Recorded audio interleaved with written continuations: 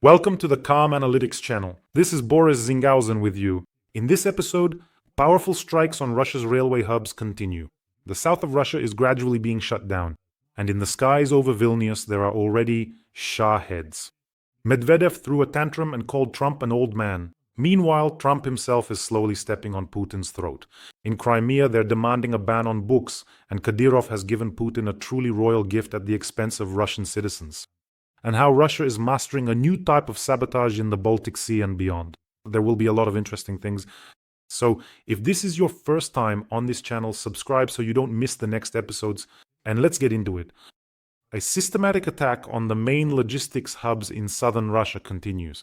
Last night, Salsk was attacked.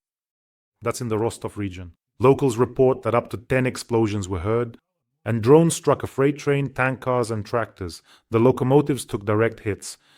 As a result, rail traffic through Salsk has been suspended. Meanwhile, the local governor reported a fire. Let's take a look at how this fire started. A small pop and some smoke appeared suddenly.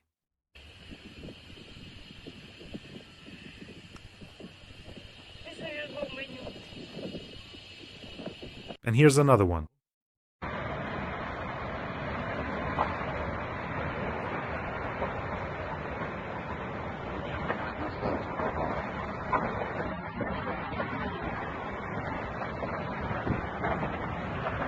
Salsk is a major logistics hub through which resources of the Russian Federation are transferred: fuel, ammunition, equipment. They are delivered to Donetsk region, to occupied Crimea, and to the occupied part of Zaporizhia region. I thought, let me check what the locals are saying in the chat where the governor reported the fire. And in the governor's comments, it's absolute chaos. Let me quote a few comments for you. When will this all finally stop? Every night there's an alert. Every day there are new train delays. The sky is closed. It feels like the danger is already right next to us, and it's as if there's no protection at all. I just want to live in peace and not be afraid for myself and my children. If you want to live in peace, get out of Ukraine, take your ghouls with you, and then you can go on living peacefully. Another comment. Drones are coming by the hundreds. It's impossible to shoot them all down. On top of that, they have a new frequency band that our electronic warfare can't detect. That's how some people are explaining things there. Attention question. Why did drone attacks on our region become more frequent after they started jamming the internet? And because of this, in case of danger, a person can't call for help since the internet is being jammed? Who will be held responsible for this? Another comment. My mother and sister live in Salsk. There were no sirens at all. People just hid wherever they could from 2 to 4 in the morning. No one opened the basement in the 5-story building, so they just stood and trembled on the first floor landing. All of this could have been avoided. But of course, naturally, the majority of commenters are cursing us, the Ukrainians, and some write, when will we, Ukrainians, finally leave them, the Russians, alone? You are monsters, beasts, Ukranazis, go away. Why are you doing this to us? What did we do to deserve this? Well, there you have it. There are also debates in the comments about whether it's even possible to call this a war, and as usual, they demand to strike Washington. They don't understand why Putin isn't doing it. Yes, of course, it was Washington who started all this, crossed the border into Ukraine, and then, well, you know the rest. However, from time to time, comments like this appear, we shouldn't have gotten involved in Ukraine. To which, of course, the die-hard Putin loyalists retort, well, what do you want, for the Ukro-Nazis to come here and kill us all instead? They really are such hopeless idiots. It's just, when you read this and you know that there's a real Russian sitting there actually writing it, I recently showed you clips from a program where they conduct street interviews with Russians, and of course they spout the same kind of utter nonsense. However, the general worsening of the situation is a fact. That is, now their mobile internet is being jammed and more drones are coming in. Obviously, I'm not even mentioning the delays with trains and planes. There are no sirens, no shelters. No sirens, but hang in there.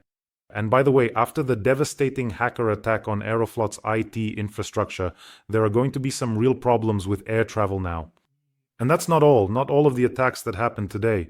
An electrical substation in the village of Orlovsky. A double electrical substation was damaged. This is also in the Rostov region. It services the electrification line of the Volgograd-Salsk section and the railway infrastructure.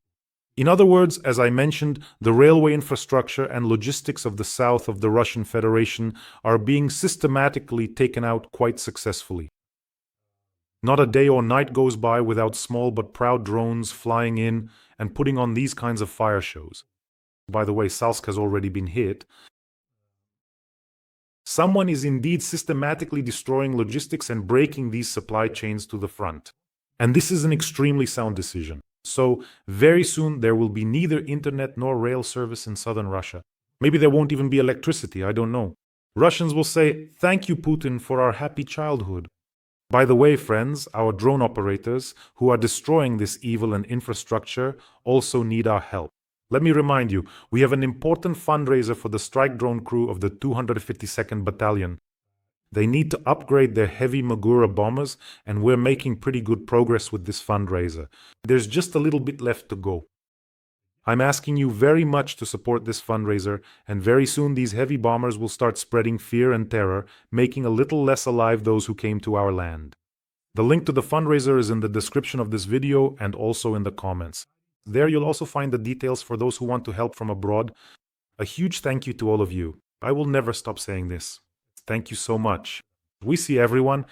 Thanks from me and from our soldiers to all of you. And if you happen to be watching not on my channel, which happens sometimes, here's a QR code. It leads directly to the fundraising page.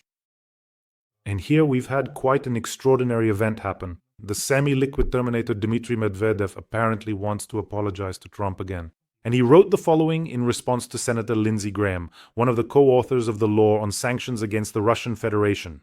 "It's not up to you or Trump to teach us when to start peace negotiations. Everything will end when the objectives of the military operation are achieved. You'd better work for America, old men." That's what Medvedev wrote. By the way, Lindsey Graham is 70 years old and Putin is even older. So who's the old man here? Except Graham doesn't get those plump Botox cheeks, doesn't use Leningrad mascara on his eyebrows, or ballet foundation on his face. So who's really the old man here? That's the main question. So what exactly made Medvedev lose it over a little bottle of vodka? Let me tell you now. Trump lost his patience and said, "No, I'm not giving Putin 50 days, but 10 to 12. I'm setting a new deadline of about 10 to 12 days from today. There's no point in waiting. 50 days is too long. I want to be generous, but we just don't see any progress." I'd say it's not just that we don't see progress, we're actually seeing regression. In other words, Putin hasn't stopped bombing Ukraine. Missiles and drones are flying, ballistic, cruise missiles, Shaheds, KABs, they're flying, destroying homes, killing civilians. So there's no progress at all. And on top of that, they're brazenly broadcasting over there. Lavrov was smirking. Remember how he was laughing? "Yeah, we've already seen these 100 days. He wanted to do it in a day, 50 days. We've seen it all." That's why Trump is getting ready, I think in about 10 or 12 days, to impose these sanctions. By the way, the oil market believed it. It really did. Prices started going up. Russians might not have believed it. Medvedev didn't believe it, but the oil market did. And believe me, even the most skeptical person will believe in American sanctions once they're imposed. This is a very serious matter. This is an important point. What Trump is doing right now. There's nothing to talk about. I've already spoken with Putin more than once. I'm practically quoting Trump verbatim. So he goes on and on to me about some kind of spaceships, and then in the evening he launches rockets at Ukraine again.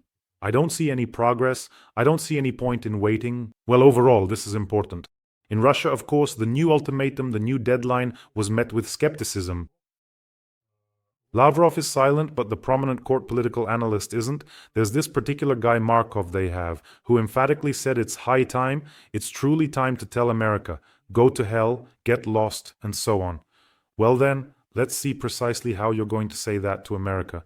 But actually, this is quite wonderful, isn't it? No. Our task now is to collect all these reactions. Medvedev calling Trump grandpa, Lindsey Graham, Markov telling off the United States. Gather all of this, translate it, and deliver it to where it needs to go. In a context roughly as follows, Putin has shown that he doesn't care at all about Trump and his ultimatum. Putin is not afraid of Trump, just as he wasn't afraid of Biden or Obama, which means Putin puts them all in the same category. Although we all understand, the whole world understands, that Trump is completely different, that's obvious. So in this context, if Putin isn't afraid of the ultimatum, it means he doesn't believe in the strength, power, or resolve of Donald Trump. And furthermore, Putin wants to make Trump a laughingstock for the whole world. He will demonstratively spit in his face when the new ultimatum expires. That's how it is, my friends. And it's precisely in this context, and you know what's important here, in everything that Donald Trump said, that he no longer wants to talk to Putin, that it's pointless. In other words, Putin has lost the chance for that phone call again to wrap himself in Trump's sweet honeyed flattery. That's it, it's over. Goodbye. By the way, let's give a big thank you to Melania Trump. She played one of the key roles in making Putin's lies tire Trump a bit earlier than they otherwise might have. Well, friends, by the way, don't forget to subscribe to this channel. If you are lonely and want a little bit of extremism by Russian standards, subscribe to the channel. Calmanalytics, don't forget. Well, as Patriarch Kirill would say, today he listens to Tizenhausen and tomorrow he eats little children. So subscribe. So, here's this topic. Shahed over Vilnius. On July 28th, right over Vilnius, the capital of Lithuania, a Shahed drone was spotted that had flown in from Belarus. It was flying at an altitude of about 200 meters. It was just flying like that, buzzing, just like we see here all the time.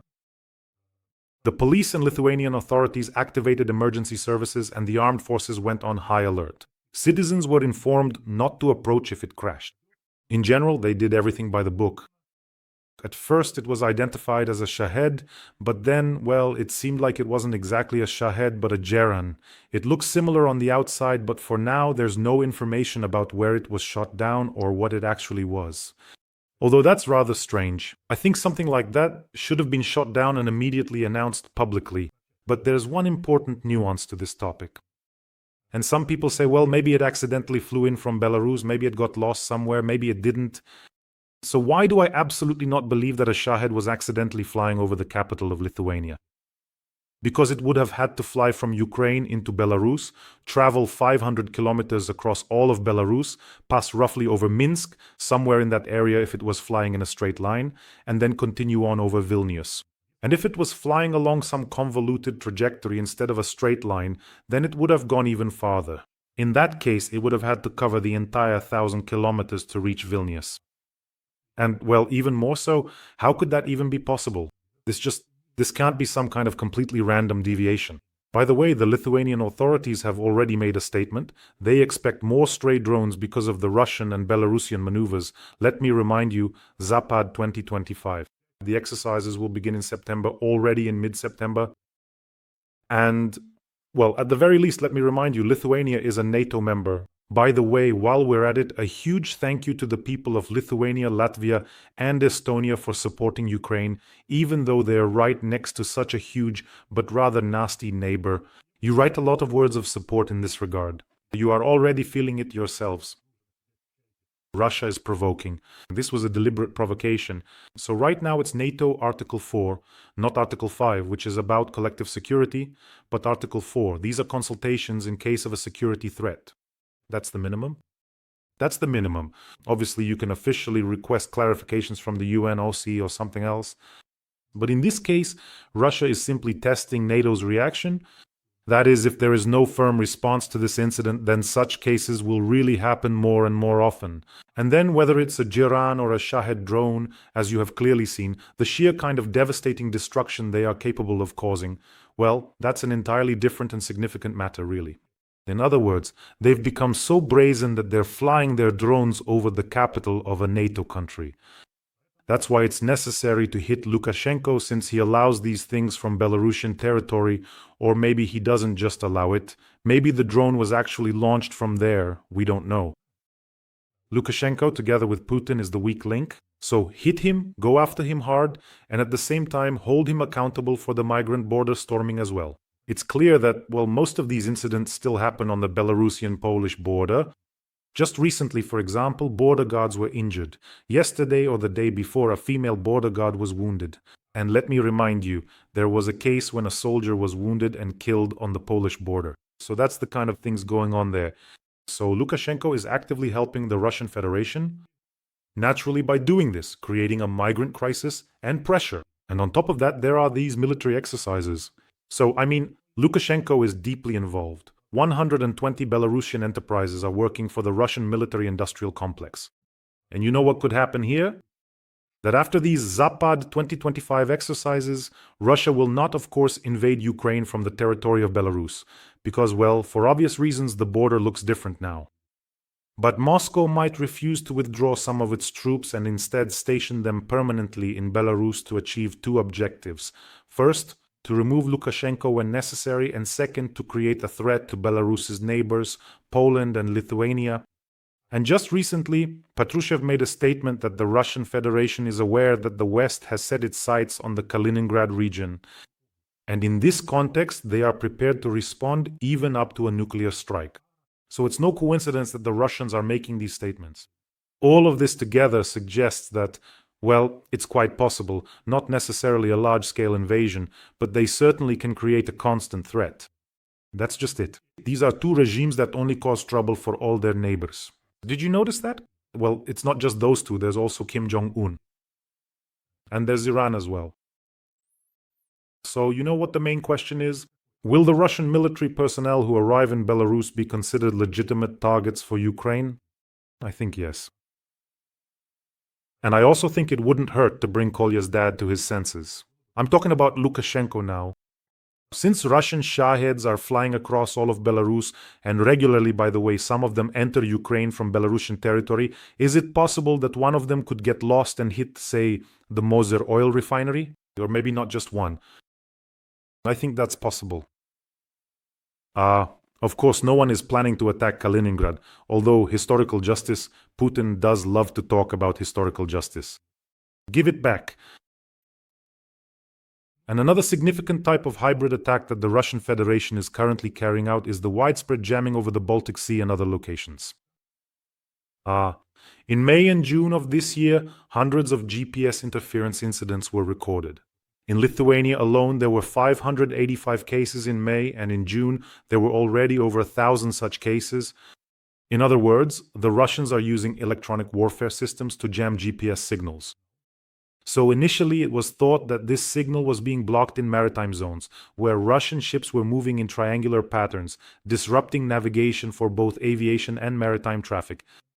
However, Polish international teams conducted triangulation and determined that the main sources are located on land, in the Kaliningrad region, near the coast, and at military electronic warfare facilities. That's how it is. In other words, Russia is causing trouble wherever it can. By the way, just recently there was a statement from the head of Roscosmos that they'll soon fly to Mars, to the moon, and somewhere else. On a hazel tree, I don't even know what. I think, you know why Putin won't fly on a rocket? Because he'd mess things up there right away. You see what I mean? That's the kind of character he is. That's the kind of scum we've ended up with. Complaining to the UN is like complaining to the lottery about interference. So I think the response here should be either symmetrical or maybe even asymmetrical. The best response is a strike, a hard strike, against the shadow fleet of the Russian Federation. All the more so because in the Baltic Sea it is extremely vulnerable, especially in the Danish Straits. That is, many ships in the shadow fleet turn off their transponders. That's a violation.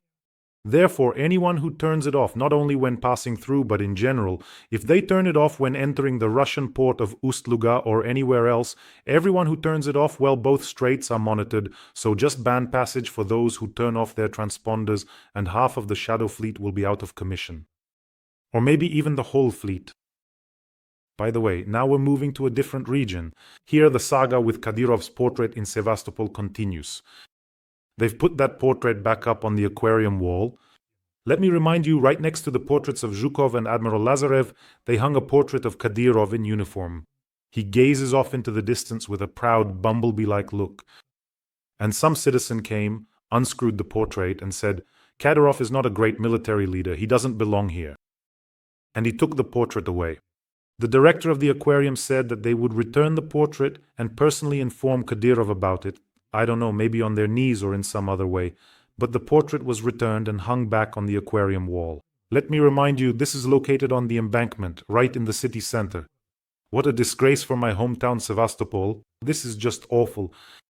I don't know if it would even be possible to come up with a more shameful story, but they really outdid themselves here. Why not also post an honor guard by that portrait? What if another irresponsible citizen shows up again? The world's first academician with only 3 years of schooling? So why stop there? Go ahead and hang up a portrait of Adam's heir, a full-fledged recipient of the Order of Intergalactic Wars and a hero of the universe in every sense. Kadyrov is a royal gift to Putin, paid for with Russian taxpayers' money. They're building a new district in Chechnya. It will be called the Putin district. That's exactly what will happen. A new, modern district. Practically everything there is covered in marble, or so it seems. In short, the brand new Putin district in Chechnya sends its regards to the houses in Russian cities that recently collapsed from old age. And it also sends regards to the residents of the Kursk and Belgorod regions, for whom there's no money to rebuild their homes, but there is for Kadyrov. Now about Crimea, I can't ignore these topics, they're still close to my heart. The Speaker of the Crimean Parliament has prepared a ban on the works of Western writers and musicians, as well as foreign agents. So the Crimean Parliament, or rather representatives of the Crimean Parliament, want to appeal to the State Duma with a proposal to legally ban the public use or performance of works created by foreign agents. And also under the ban will fall creative works, meaning this could include paintings, music, any kind of artistic works, books, basically the creative output of citizens from unfriendly countries. How about that? Konstantinov, the Speaker of the Crimean Parliament, claims that this kind of creative work discredits state institutions and undermines traditional spiritual and moral values. Well, it certainly undermines their values, and Konstantinov stated that all these works therefore should be consigned to oblivion. How? Orwell, the renowned author, wrote his influential works without ever having seen or visited Russia himself. I'm amazed. But even though he partly based it on the Soviet Union and on Stalin, the most interesting and indeed quite astonishing thing is that this Konstantinov, for those individuals who truly know him well and who actually studied alongside him, they can unequivocally confirm that he barely scraped by with passing grades. He was in essence just a textbook idiot, a truly unintelligent individual, and now ironically he's doing precisely what he loves most, actively banning books that he has always vehemently hated so very much. Yes, modern-day Russia and the illegally occupied territory of Crimea. Well, there's also Sergei Aksionov, who is just as much his intellectual twin in terms of ideology and political alignment. So, here we have news about Russian school children who visited Kim Jong-un. Not exactly as guests, but they went to a children's camp. They were made to write a letter thanking him for their stay in the DPRK, for enjoying their time at the Sandawan children's camp. The letter was read aloud on July 28th at a meeting of participants from Russia and the DPRK and was respectfully handed over to the responsible officials. Wonderful. The thing is, about half a year ago, I did a program about kids who spent their vacations at North Korean camps. It does sound odd, doesn't it? North Korean camps. And these kids were telling us what their vacations there are like. Of course, only a select few privileged kids from North Korea get to go. These are primarily the children of the elite. But even these fortunate young individuals have to diligently get up at precisely 6 in the morning and meticulously wipe down the imposing statues of all three Kims with clean rags. That's how it is. Just imagine that. I think the same thing will happen in Russia soon enough. I'm actually very surprised that there isn't already a ritual of wiping down life-sized 1.5 meter tall statues of Putin. Just wait, that's exactly where things are headed. They're now creating a national messenger app, and they even want to create a national VPN. Do you know why? In case you suddenly need to bypass, to get around some banned things, and for example, access certain medical publications that you see just aren't available in Russia. Yeah. Careful, as they say, Russia's closing up for good. But the main thing is that they close themselves off, seal themselves in, and don't meddle anywhere else. Basically, just mine the walls, dig moats, I don't know, stretch a net over the top, just so everything inside stews in its own juices. Eventually, maybe one day a piece of the wall will fall, and we'll see flowers blooming there, their own little ecosystem, Putin long since overthrown. Maybe then, but for now, that's the only way. Take care of yourselves, take care of your loved ones, and subscribe to this channel. I really ask you, let's support our soldiers with donations, they really need it right now. Wishing us all a peaceful day, and of course, glory to Ukraine.